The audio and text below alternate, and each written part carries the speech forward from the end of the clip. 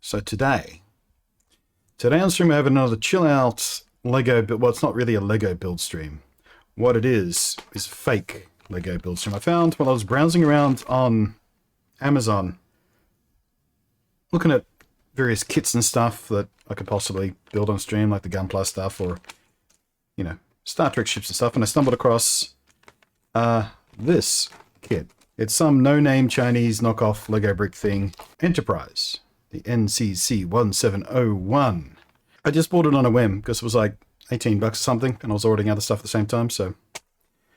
And it turned up. Funnily enough, the listing on Amazon also has the word Star Wars in the title, I think just for some search juice, but... I haven't even opened any of the bags yet, so I don't know what the quality is like. I do have a standard Lego plate here to compare it to. Okie dokie. Let's swap cameras. So, like I was saying, what we got here is a kind of knockoff Lego. Some generic Chinese produced stuff of a custom kit. They call it a MOCA, MOC, my own creation in the Lego parlance. But it doesn't say whose it is or anything like that. It just says... there's no instructions for this either, by the way. You have to scan a QR code and it links you to a PDF file with the instructions. So I've got that up on my browser window on my other screen here. Also, the numbered bags have no bearing on order of build. Please just follow the instructions to build your set. So I've got 5 bags here. And it's not like, this is the first stage, this is the second stage, like Lego do it. It's just like, this is whatever we put in this bag, because that's how we manufactured it. Let's just...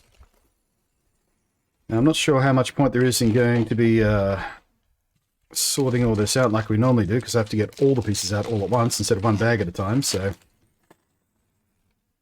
I don't know if we'll do the usual kerning thing. I have to do this old school, just spread it out. Hunt and peck. Okay, so first off, let me find a here we go, representative piece. I've got my real Lego piece here with me too, so... Set the alarm for when? No, Siri, I didn't say set the alarm. Just block that letter. Siri, shut up! So there you go. As you can see, quite a bit glossier than real Lego. And no naming on the top of the studs, of course. Actually, underneath normally a giveaway, but this stuff is pretty much a direct clone of Lego. Quite often the fake Lego, the underside has a very different kind of rack. Let's see if they... Yep, they are, of course, clutch compatible. Yep. Both backside and front sides seem to have a decent clutch to it as well. So yeah, not bad fidelity. Should be a decent enough build. Shouldn't feel too rickety. Okay, let's see here. We need 7 of these. And this takes me back, just scratching across the floor trying to find the parts. This is the bow of the ship, basically, I think. The main engineering hull. Lego probably would have built this so all these little individual pieces are sitting on a plate. But these instructions just say, hey, just line them up. Just line them up loosely. We'll connect them from the top. Which already feels awkward. Should be done with this before I finish my Razor Crest. Ha! Nice. Yeah, I would love that Razor Crest build. The thing with the big Lego builds is I just have no space. Like, even the X-Wing that we built a few weeks back, I got nowhere to put it. It's just I'm moving it about from flat space to flat space as I need that flat space for something else. Right now it's like sitting behind me. Oh no, it's not. It's up there now. Out of camera shot. I knew it was back there because I needed the other space for a thing. Nothing is structural yet. This is so unlike a proper Lego build. Right now you'd have one unit. This is all still loose, vaguely connected to each other. Weird way to build. Very, very un-Lego-ish. It's just rendered. The other thing with this PDF is it's not particularly high resolution either. Like the photos, the parts are okay, but the actual build thing's all kind of weird and fuzzy. So, one episode left of Star Trek Discovery. I had a look at who the writers/directors were on the season... What's going on here? What do I need with these? on the season 3 episodes that I have actually liked so far, because there have actually been a couple of episodes I've liked. And there is, in fact, a common theme. The good ones are all directed by Jonathan Frakes. And who else would know better? Different writers, but every Frakes episode that he's directed has felt like proper Trek, or close. As close as Discovery has gotten so far, anyway. So I just want Frakes to direct all the episodes from here on in. If you want to torture yourself with The Watch, it's already out on Stan. Yeah.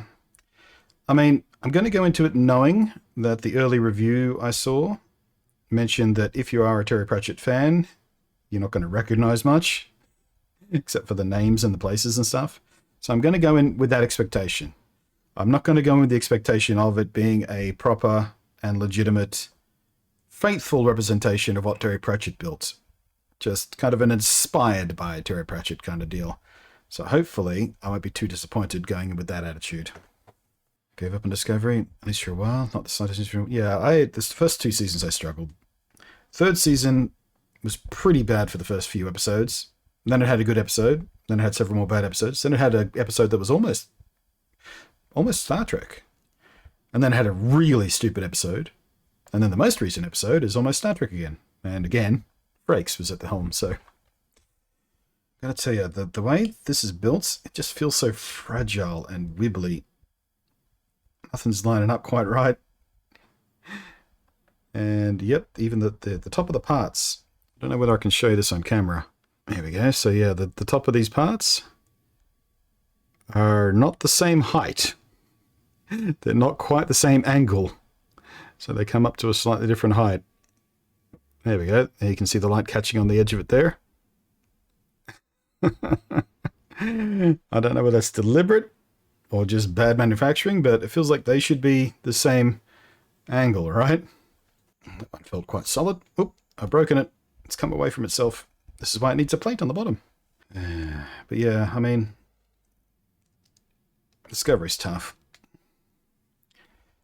It's just so occasionally it brushes up against a rhyme for Star Trek. And with just a bit of care, it could be a legitimate show to carry the Star Trek name.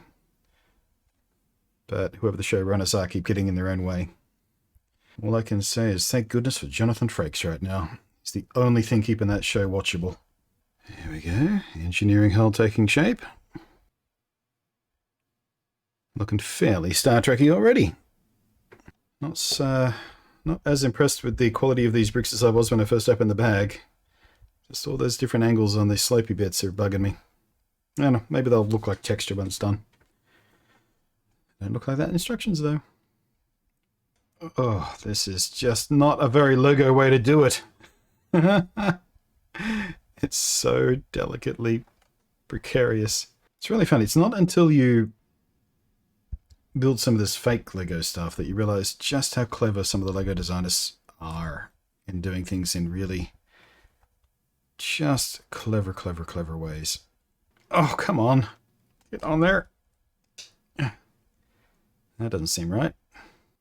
Man, that took a lot of force. Which is ironic, because that's the other Star thing. Star Wars, Star Trek, The Force. Fine, I thought it was funny. You guys continue to sit in silent judgment if you like. See if I care. I guess one nacelle strut done. I'm just guessing this piece goes here because I can't see where else it goes, but the instructions don't actually show it properly. There's a vaguest hint of it in the angle they've presented, but alright, let's just give it a little shove there. And boom. One nacelle. Seriously, camera, just work with me sometimes.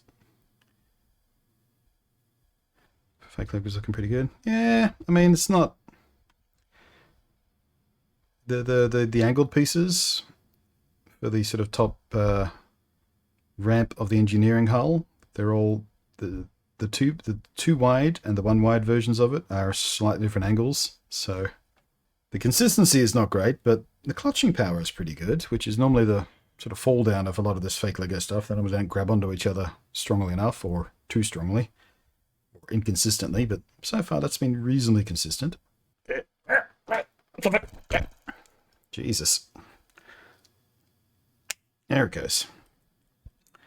Yeah, Lego would never have designed it that way. Just that much right there kind of screams Star Trek all on its own, doesn't it? You look at that, and you don't think, like, two multi-stage rocket boosters or something, which is what it could be, but to me, I see that, particularly in those colors. It'd be interesting to do the saucer section. I seem to be running quite low on parts for what I thought was going to be a complex saucer section. Dun, dun, dun, dun, dun, dun. That was Voyager. I like the Voyager theme song best, I think. I mean, there's something to be said for the classic, but that's just opening notes of Voyager. It's just something... oh, that's interesting.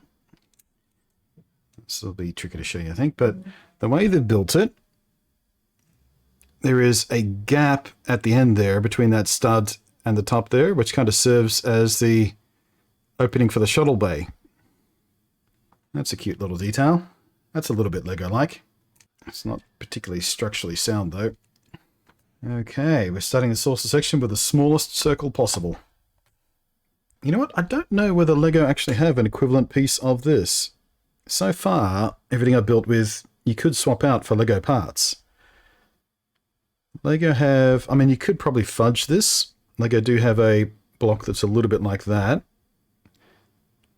So you could probably fudge this with two of those and a square in the middle there, depending on how this fits down. Actually, just looking at the instructions, it doesn't look like it would actually secure properly if you tried to do that, but there might be a way to fudge you around it. If you wanted to sort of recreate this with proper Lego, so everything was a little bit more flush fit. There we go. It's kind of a Minecraft-style circle coming along there. At least they're attached, unlike Disco, the nacelles. Yeah, I'm still not sure how I feel about the whole nanomaterial detached nacelle thing. It's justified in a very sort of wibbly way that feels like they came up with the design first and then thought, oh, we need some tech talk to try and justify it. Because it looks cool on TV, but it makes no sense scientifically speaking, because how is the energy transfer happening? Wouldn't it just be more efficient to directly transfer the energy across conductors instead of across empty space? But whatever. I'm trying not to be too fucking Trekkie about it, but Jesus. This, yeah, that's one of the things that... sorry, hang on a second, let me get sorted here. It's one of the things that Discovery does really bad versus any other Trek show is their tech stuff. They don't even try to justify it. There's no internal consistency or logic to it. It's just like, yep, it's kind of magic. Space magic! They don't even pretend it's science anymore. What brand is this? I don't even know whether it's branded at all. It's just building block thing. If you type in !build into the chat, you'll get the description and Amazon link, so you can go see the listing for yourself. But yeah, it's not even branded a particular brand of block. It's just like build block or building block or something. Are the pieces compatible with Lego? Sure, yeah, we tested that at the start of the stream. I had a legitimate Lego piece here, and they are 100% compatible. They actually fit quite well to real Lego as well. Clutching power feels pretty close to proper Lego, which is a little bit unusual for the fake stuff, or at least it used to be. The fake stuff we built recently, like over the last year and a half or so, over the builds we've been doing, most of the fake stuff I've got is way better than it used to be. Remember when Mega Blocks first came out? Which is like the biggest branding of the fakey blocks? They used to be terrible for clutching power, for consistency. Even any flat panels with a shiny surface, they'd be wibbly and stuff because just the really poor quality plastic they used. I think even Mega Blocks these days are pretty decent.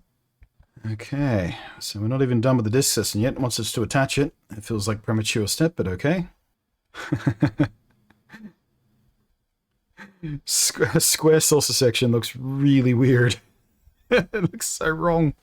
How do the nanocells work? Yeah, very well. How do they work? Oh, really quite well. One of the better explanations I heard a fellow nerdy Trekkie desperately claw onto is perhaps the programmable matter that, you know, separated them. You saw the animation of them separating. Maybe that matter is still there.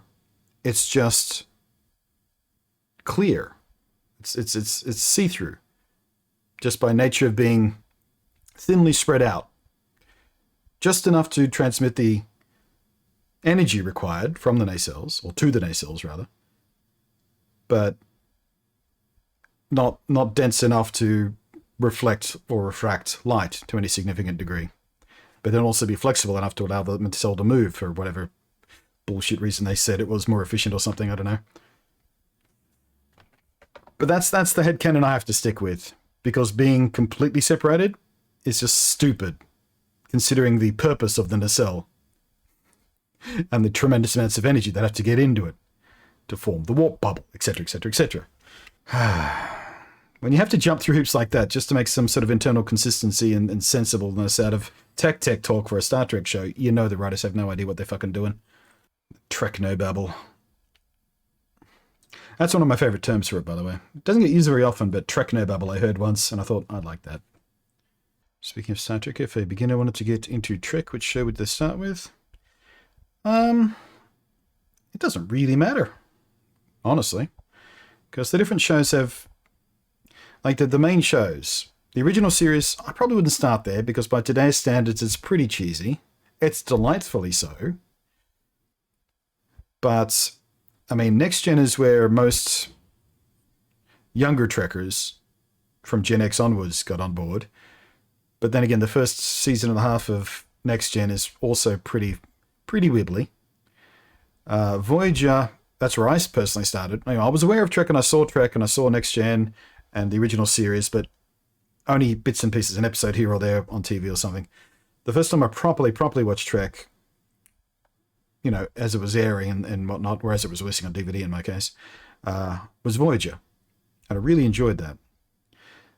Enterprise, didn't enjoy it much on the first run, but every subsequent time I've watched it, I've enjoyed it more and more. Again, its first season and a half is but by the time it gets into season 3 and 4, it's really quite good on its own merits. But yeah, start with Voyager or start with Next Gen. Probably don't start with Deep Space Nine. Deep Space Nine is really good, but it's better if you have some footing in the previous shows, particularly Next Gen, because that references some events, some species, some political history that is established in Next Gen. But certainly Deep Space Nine is many people's favorite show. But you do want to establish yourself in Trek before you dive into that, because it makes it better. But yeah, start with Next Gen or Voyager. But be aware, the first season of Next Gen is not really representative of the real strength of the show.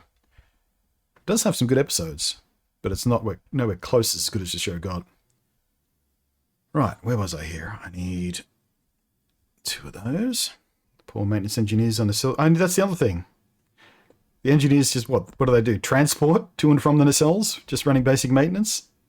That's the other thing that annoys me in the new Discovery as well. The transporters. They're built into the badges, which seems like a really cool thing to do because everyone's got their own personal transporter. And it's great until you start to think about how the transporter works.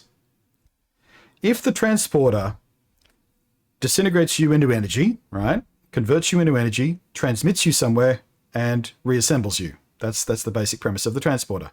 How does it do that when it's in the badge and it's also being transported? If it is dismantled into energy, how does it reassemble itself on the other end when it's not a piece of technology? It's a piece of... drives me batty. It makes no sense. None. You know, the magically appearing weapons, I get. You know, maybe it's a replicator of some kind, and it replicates the weapon live. But then again, not everything can be replicated, and some things are unstable to be replicated, and you'd have to... What's the point of replicating an energy source in the first place? It's just... None of it has any logical internal consistency. It's just like, well, this looks cool on TV. Space magic! Fuck off! Trek nerds like their technobabble, and they like it to make sense. At least on the surface consistency-wise. Let's go It's like a well-funded fan fiction. It is a bit. I know, I hate Michael as well. I'm sure What's-Her-Face, the actress, is quite a talented actress, but Michael herself, she spent her formative years being raised on Vulcan, right?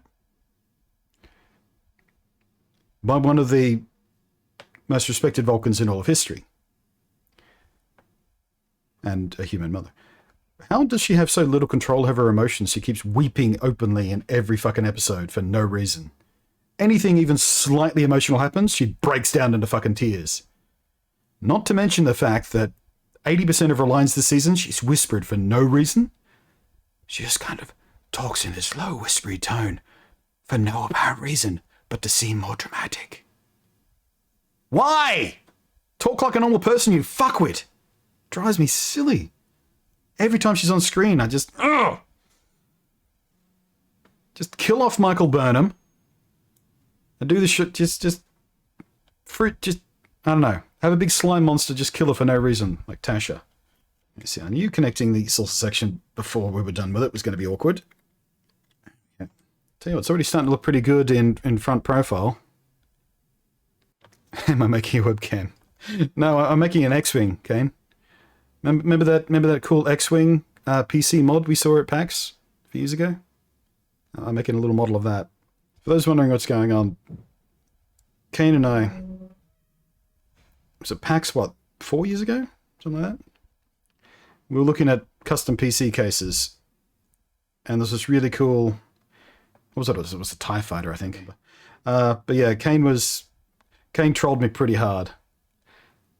Pretty hard, and I fell for it. I don't normally fall for the trolls. But he got me.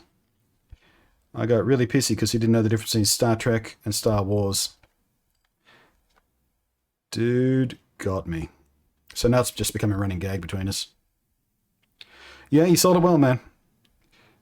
Your poker face is at least as good as mine. Fucking nailed it, bro. Still makes me giggle to this day. Jar Jar and Nadal, of course, used to fly together. Yeah. I think there was a Star Trek and Doctor Who crossover comic at one point. Dark Horse, I think, made it. Never read it. I never read many of those crossover things because they all seem just so dumb. One of the exceptions is the Amalgam comics where DC and Marvel crossed over and just smooshed their characters together. That was a really fun series.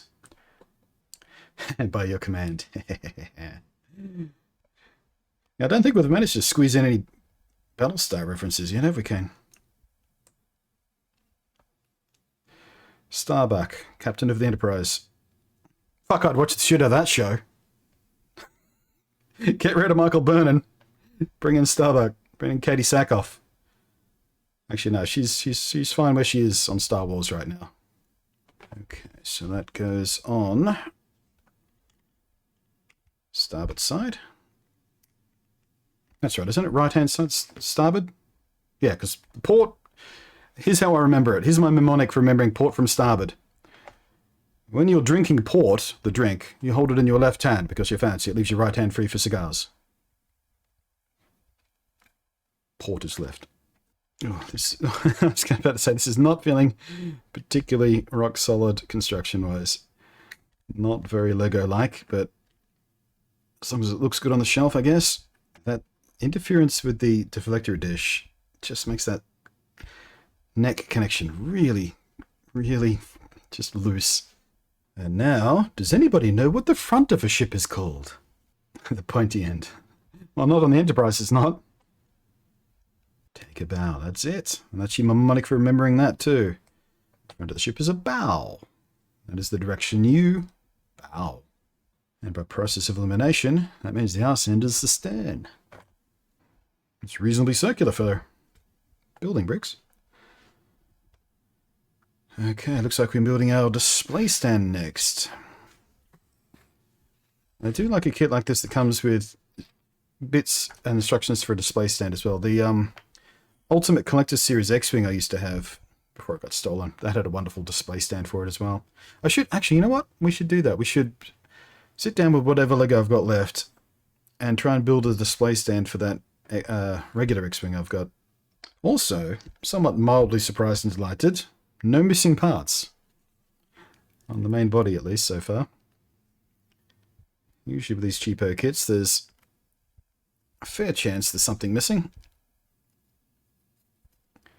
And that does not fit very well. There we go. Have you seen the Lenovo Enterprise PC box? I did a video about it. In fact, I was one of the first people on the face of the planet to show that off on video. Rather annoyed they never released the damn thing. They promised me I could have one of the first ones they made once they were in production. But it never happened. Any of my Lenovo friends watching at the moment? You lurking? Remember when you said I could have that fucking Enterprise PC?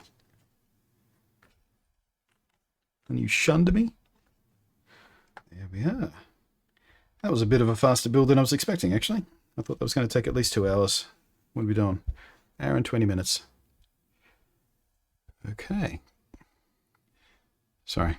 I've got this camera flipped for the sake of the angle for the thing, and it makes it difficult to know which way to pushing this thing. Oh, got to support this. It's not particularly strong.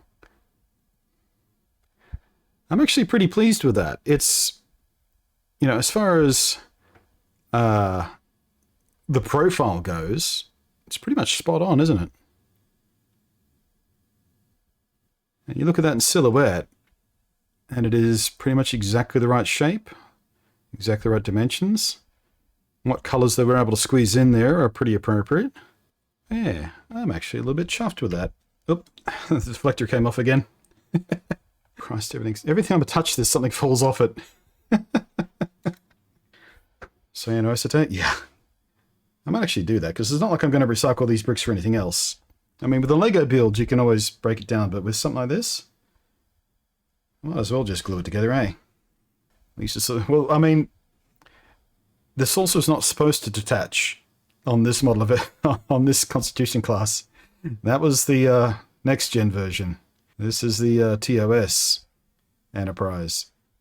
And it did not have a detachable saucer section. It does detach when it blows up, yes. Actually, no. No, it went down in one piece in the movie. As it plowed through the atmosphere, burning up. Well, it's been a while since I've seen the movie, but I'm pretty sure it came down in one piece. Or at least one chunk of wreckage. The tech manual said it could, really. I remember vaguely at one point, I think that was one of the original things they wanted to do. But they never had the budget for the effects. And that's why they included it in Next Gen. In the very first episode, no less. Because they could finally afford to do it. It's a one I thought wouldn't... Yeah. If something comes off and can't go back on, it's not really detachable. It just broke off. So what you're saying is they could jettison the saucer section. Because detach implies a attach. Whereas jettison is something.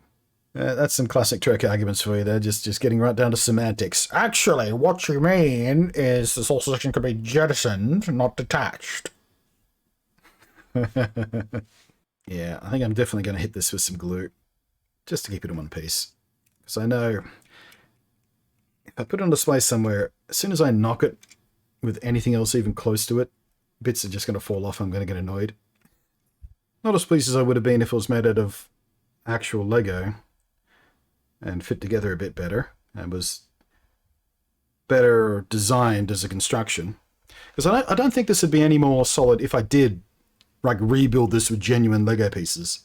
Because it's not the clutching power of the pieces themselves that's the issue. It's just the manner in which it's built. It's not built with robustness and play in mind like all Lego sets are. It is quite deliberately built with an eye to being as accurate as they can be at this scale with these pieces, but it's not built to be played with, so it's not robust. Which is fine by me, because I wasn't going to play with it anyway. The whole reason I got it is because, oh, that'll look cool on the shelf.